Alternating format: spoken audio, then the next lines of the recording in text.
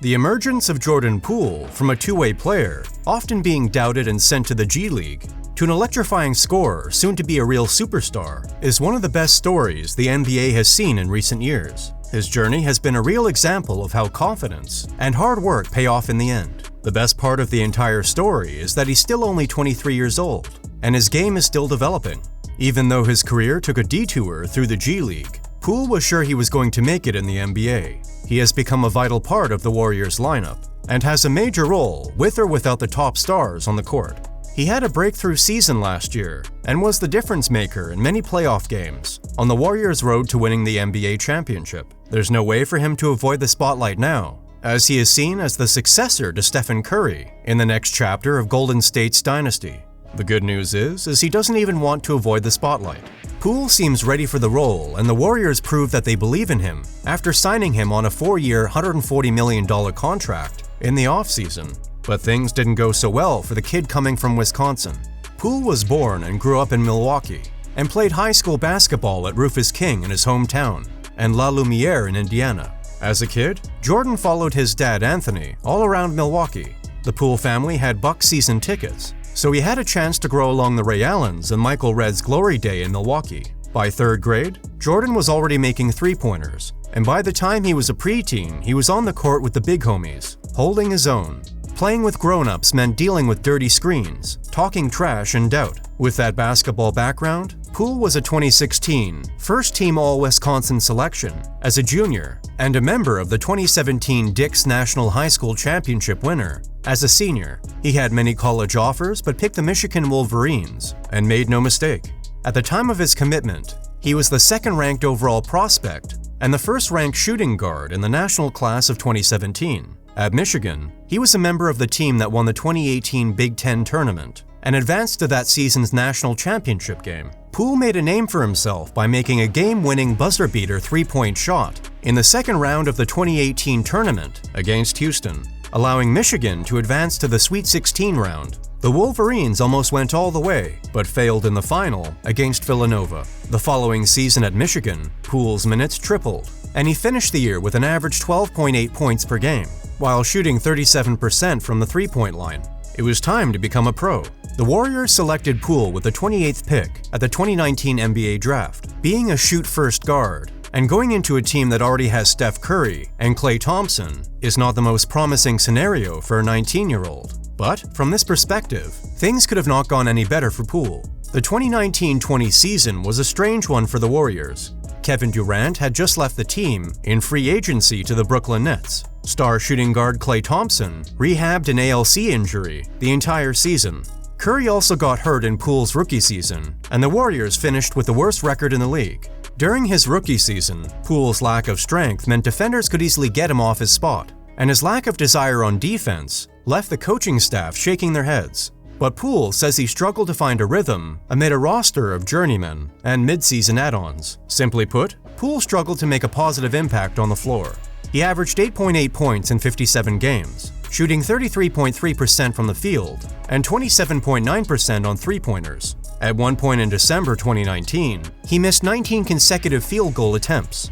He bounced between the G League and the NBA. He finished 90th among 94 NBA shooting guards in ESPN's player efficiency rating metric. The Warriors didn't show a ton of confidence in Poole's heading into the 2020-21 season, as they signed Brad Wanamaker to be Curry's primary backup. At that time, Poole wasn't viewed as someone capable of running the second unit from the point guard position, and Golden State was more comfortable relying on a veteran. Poole once again did a stint in the G League, averaging 22.4 points, 5.3 rebounds, and 3.5 assists per game for the Santa Cruz Warriors. His play impressed Golden State President of Basketball Operations, Bob Myers, and things got a major turn when he came back from the G League in March 2021. When the Warriors recalled him 4 games early after a rash of injuries, it didn't just signify the turning point of his career, it marked the beginning of Warriors 2.0. Poole became the connective tissue that stretches the Warriors' glorious past to its bright future. allowing them to cheat the eventual death that comes with a normal franchise's life cycle. With Thompson still being out with an Achilles injury, Poole got a chance to play more. He found a groove at the end of the 2020-21 season, including putting up a career-high 38 points against the New Orleans Pelicans. That momentum carried over to the next season as well.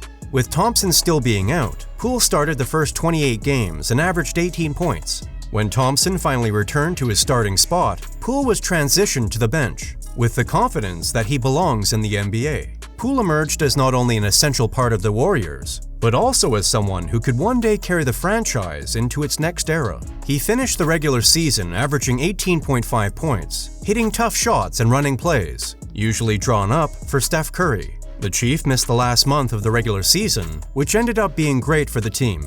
Poole was not just a prospect anymore, he was a valuable asset for the team, and coach Steve Kerr found a way to give him the ball when he's on the court. He led the NBA in free throw percentage for the 2021-22 NBA season, but the best was yet to come. When Curry returned to the lineup at the start of the playoffs, after sitting out 12 games due to injury, Poole started ahead of him and dropped 30, 29, and 27 points on the Denver Nuggets, leaving even his future Hall of Fame teammates in awe. The Warriors seemed unstoppable, and Poole has a major part in that. He played so well that many people said that the Warriors got their third Splash brother, and that's not far from the truth. Poole proved that he can be a scoring beast on a championship team, and deserved not only the respect of his teammates, but of the league as well. His ability to take over games and make consecutive shots is something that has won many games for the Warriors. Poole is a fearless shooter, with a range that can challenge even his star teammate Steph Curry. Of course, Poole cannot be Steph, but he is playing an increasingly effective cover of the original. The Warriors average more points per possession on off-ball screens set for Poole this season than those set for Curry, and in fact, more than all but 3 of Steph's seasons in the Steve Kerr era. Poole's shot profile is still questionable by many, and he is often criticized for committing too many turnovers. 3/4 of his shots were at the rim or beyond the three-point line last season, and that figure dropped only to just under 75% this year, despite Poole creating his own shot far more often.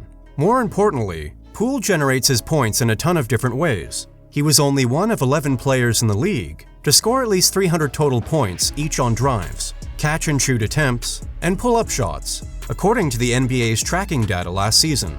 All this is even more impressive having in mind that he is still a 23-year-old with plenty of room for improvement. His ability to get shots off was never in question, nor was his work ethic, or even any risk that he'd lose that unflappable confidence that he has. He can definitely come off as a screen into a dribble handoff or catch, appear to pause without coming to a complete stop, and still rapidly changing pace to catch defenders flat-footed. As Poole has improved his court vision, he's applied that same speed-challenging ability to throw a pocket or slip passes a beat sooner than defenders expect. He gets to the basket not with speed or power, but by accelerating and decelerating at uneven times between his dribbles. He throws the defense off with his footwork, loose body stance, and ability to switch from upright to crouched in an instant. When combined with his improved passing, Poole's driving gives Golden State's offensive without sacrificing its core ideology. Like Curry, Poole speeds into his screens, squirms through small openings, and finishes creatively. At the same time, Poole has the size to shoot over defenders, the quick release to surge quickly into his shot, and the off-ball screen navigation to generate quick catch-and-shoot opportunities.